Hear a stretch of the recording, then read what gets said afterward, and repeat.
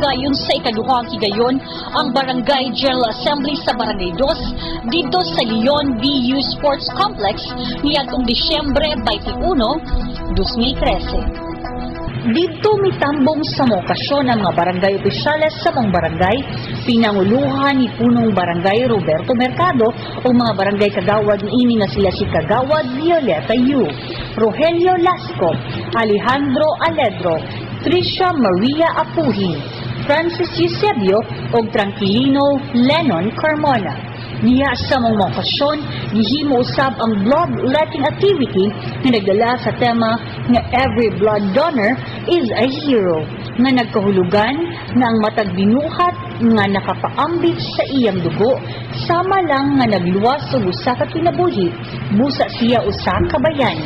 Napulo kabuok ang mga nakapaambit sa ilang dugo ubos sa supervision sa taga City Health Office nga maoy nagpahigayon sa bloodletting activity. Sa ikaduhang bahin, diha sa mong Barangay General Assembly, gitaho ni punong Barangay Mercado ang nahimo sa mga nanilibihan sa barangay ubos sa iyang pamunuan ug ang mga proyekto nga ilang napatuman sulod sa tuig 2013, kini maong itawag nga SOBA, State of the Barangay Affairs. Gihimo usab ang open forum din ng mga katauhan sa maong barangay makapangutanog o makapasupot sa ilang mga reklamo o subyot. Ang mga nagunang problema sa barangay sumala sa taho ni punong Barangay Mercado may kalabutan sa solid waste nga gisundan sa drug abuse. Gihisgutan usab sa barangay kapitan ang pundo nga giandam alang sa mga senior citizens, ang problema sa kababayan o violence against women na nagpatik sa RA 9262.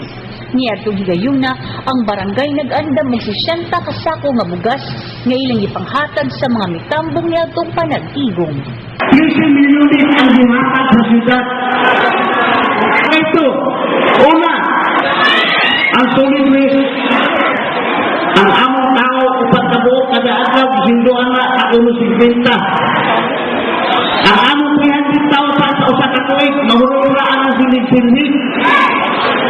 Nagahangyo ang barangay council sa barangay ito nga ang kaya kung mahimo sa atong tukaran kita kada usa magnindyo kita tugpan para sa mga senior citizen.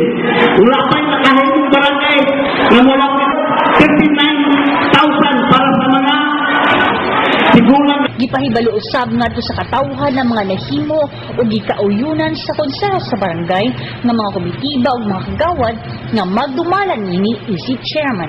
Sama sa Committee on Finance and Appropriation ubos ni kagawad Francis Eusebio, Committee on Human Rights ubos ni kagawad Tata Yu, Committee on Sports kagawad Lennon Carmona, Committee on Environmental Protection kagawad Rogelio Lasco, Committee on Peace and Order, Kagawad Bibit Aledro, Committee on Engineering and Structures, Kagawad Francis Eusebio, Committee on Senior Citizens, Kagawad Galvines Suguban pa. Sa maong okasyon, ila usab ang serbisyo na natampo sa mga outgoing kagawad Adolfo Lampote o David Brose o gihatagan ng pasidungog ang mga outstanding employees sa Barangay 2 sa nahimong serbisyo sa barangay.